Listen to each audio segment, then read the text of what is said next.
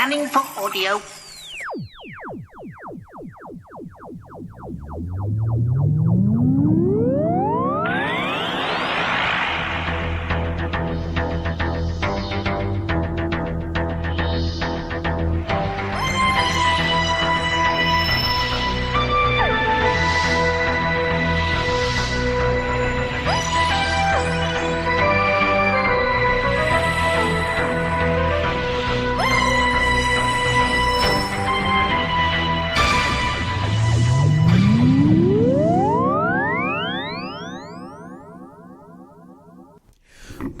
Welcome to a Tin Dog podcast. Now, I'm going to be reviewing the Doom Coalition 4, which is, of course, the end of the Doom Coalition box set. Paul McGann's Doctor now kind of lives in box set land, and I can forgive them for these decisions. Do make me miss their individual tales. We now have to have Paul McGann's Doctor as a massive story arc kind of a monster. But let's face it, after Dark Eyes, we weren't going to turn that down, because Dark Eyes simply rocked. But it was written in a slightly chaotic, almost soap opera kind of way. Let's keep going, let's expand this, let's keep going. But this one, Doom Coalition, this has been tightly structured from the very beginning.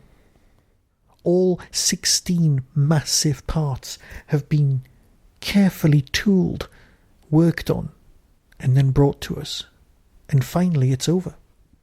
The problem with reviewing, and let's face it, I'm not going to complain too much about this, is that when you've got, say, one Tom Baker story of one disc, 1 hour's worth of enjoyment, you can listen to it and you can record a view straight out. But when you've got something like Doom Coalition 4, 4 individual stories, followed by, well, the end of The War Doctor in the same week, that's one huge chunk of listening before you can review anything even remotely, honestly. Of course, I'm not complaining. I'm just telling you where I've been for all this time.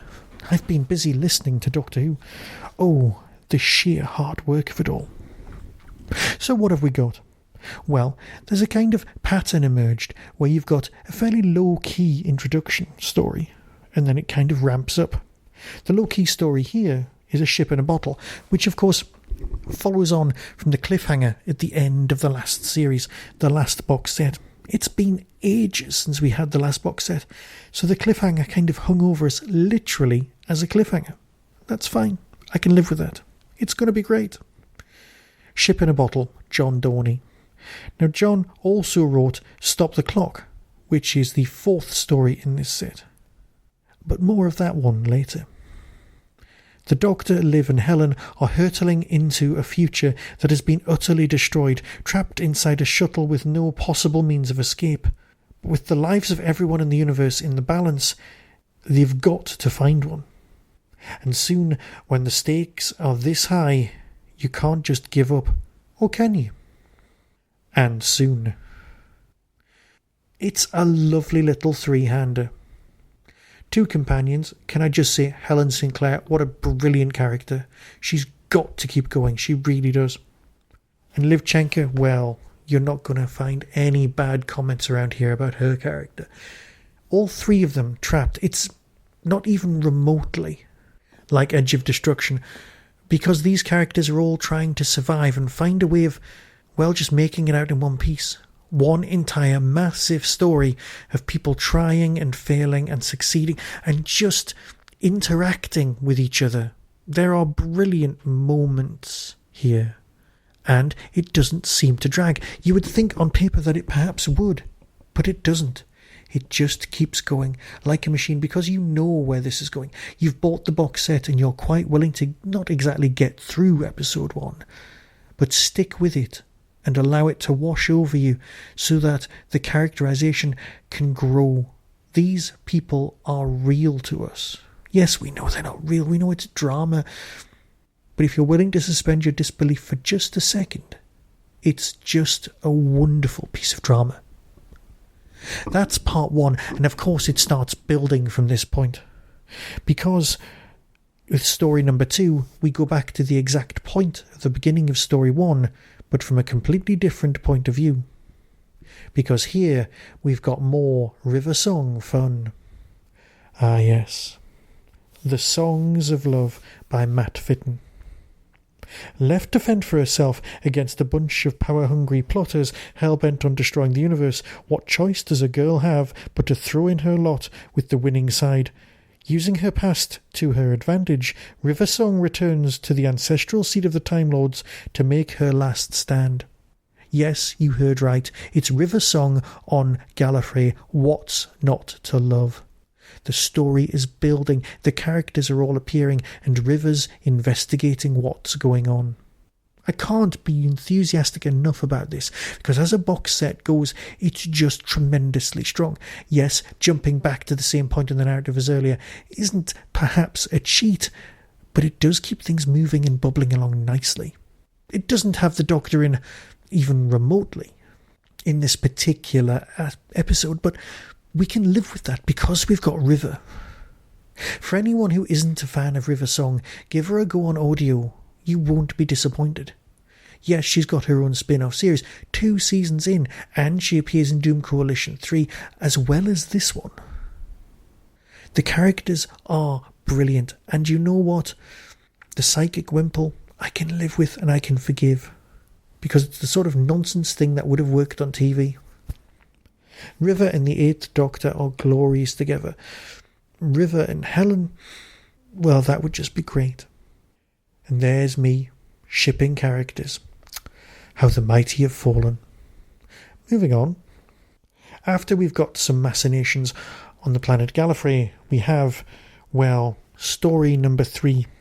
The Side of the Angels by Matt Fitton. Just listen to the synopsis. Cardinal Estra has plans for New York, plans which involve the Deputy Mayor and her sponsor, one Reverend Mortimer. Better known to the Doctor as the Meddling Monk, the 11 arrives to stamp out the resistance. But that isn't the only danger the Doctor finds lurking in the shadows, for New York is a city of weeping angels. Yeah, that's weeping angels and the Meddling Monk in New York. If someone told you that was going to happen on TV, you'd wet yourself and just need to press record.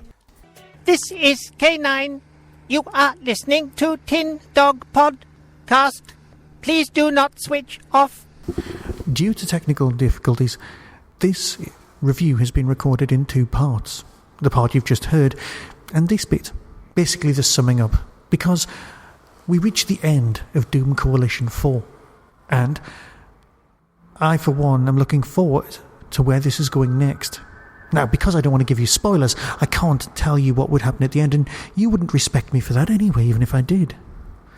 What I can tell you is that this is a fantastic ending to a brilliant series of box sets.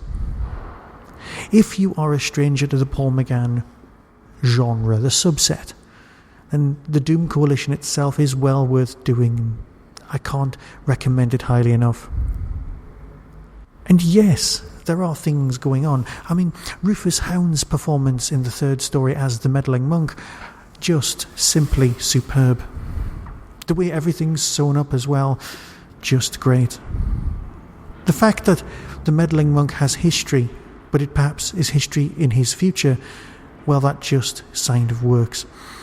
I can't recommend this box set enough. And as for the ending, well, that's just marvellously executed. I could talk about narrative structures and arcs and characterizations and continuing characters and all of that kind of nonsense that you've come to expect from me, but let's face it, all you really need to know is it any good? And of course the answer is yes. I can't recommend this enough. Doom Coalition 4, oh yeah. What's coming next? Now that is something I am interested in finding out. Because, no, that would be a spoiler. Spoilers, sweetie. Yeah. I'll let you go and listen to the trailer for Doom Coalition 4. So until next time, when I'll probably be talking about Doctor Who, be seeing you. Coming soon from Big Finish Productions. Doctor Who, The 8th Doctor Adventures, Doom Coalition 4. The Matrix predicts Gallifrey's doom with catastrophic consequences for the rest of universal spacetime. You can't really believe this is it. I'm running out of ideas, Helen. I command the resonance of the energies within the vortex. Soon, the universe will echo with my song. If the universe is ending, I'd like to be on the winning side. There's no one else out there alive in the entire universe, and you want us to just accept that. I want you to accept that we might not always win. You saw what's out there. The darkness, the angels. The weeping angels of old. Assassins from the dawn of time, quantum locked. My love, you have returned. Hurrah! Hooray! Happy day. Let's hang up the bunting on second thoughts. I thought you wouldn't want to know what was coming. I actually think I might have done. I've killed the Doctor once already. That's one time more than any of you. We made this happen. That's what you said. We caused it. It's our duty to go back and save them. Liv, Helen, you're my best friends. I believe in you. Doctor! Big Finish.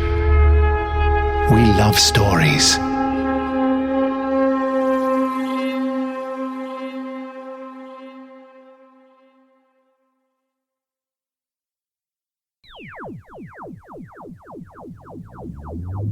That was the Doctor Who Tin Dog podcast, available on iTunes, YouTube, Twitter, RSS, Vimeo, and across the internet. Doctor Who and its associated properties are all copyright and trademark of the BBC. No infringement is intended.